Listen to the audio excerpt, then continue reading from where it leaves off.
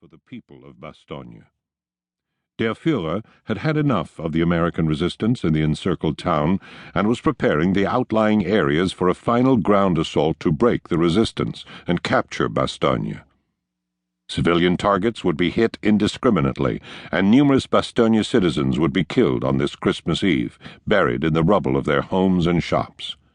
Collateral damage was not Hitler's concern, but to him it was a fitting byproduct for their support for the Allies. Unteroffizier, non-commissioned officer Karl-Heinz Struze was the bombardier for one of the Pathfinder Ju-88s that night.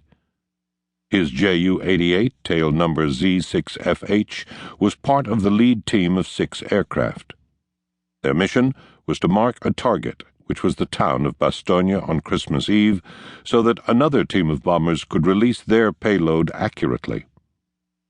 As they approached their target, homing in on a radio transmission known as Y-beam, Struze stared through both the aircraft's perspex nose and targeting reticule to precisely target his deadly payload, and then, instead of dropping bombs, he released bright magnesium flares to illuminate the target.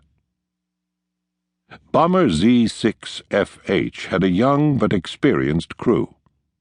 At 22 years old, Struze was the oldest crew member on a team of 3. His pilot, Lieutenant Peter Schultz, was the youngest at 20, while the radio operator Unteroffizier Karl-Heinz Oldenburg was in the middle at 21. These men had started their careers in KG-66 in May 1944, when it had become operational as part of a Pathfinder unit to mark targets over England. Before arriving in France, the crew had been part of Staffel 4 of KG-54 and had flown 7 missions in Italy. Now, as part of KG-66, they had already flown 10 missions over England. After the disaster at Normandy, the crew had abandoned their base at Montdidier and eventually established themselves in the town of Dedelsdorf. For most of the summer and fall, the crew had languished. Finally, on the 4th of December 1944, they conducted their first mission in months, a weather reconnaissance operation over the North Sea near the Thames estuary. After beginning with 12 aircraft, their Staffel now numbered only 9.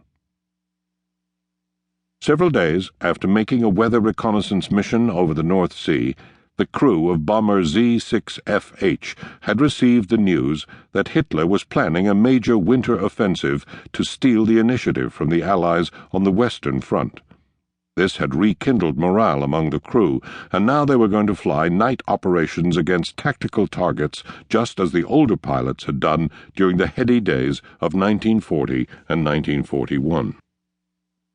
The pilots and crews were excited to once again be involved in a major offensive against the enemy. Despite the obvious dangers, the Luftwaffe bombing crews were highly motivated to participate in Wacht am Rhein. Allied daytime and nighttime bombings had battered and wrecked their country. The once proud cities of the Reich now lay in ruins as British and American bombs destroyed the resplendent landscapes. Berlin, Düsseldorf, Hamburg, and many other German cities all lay in rubble.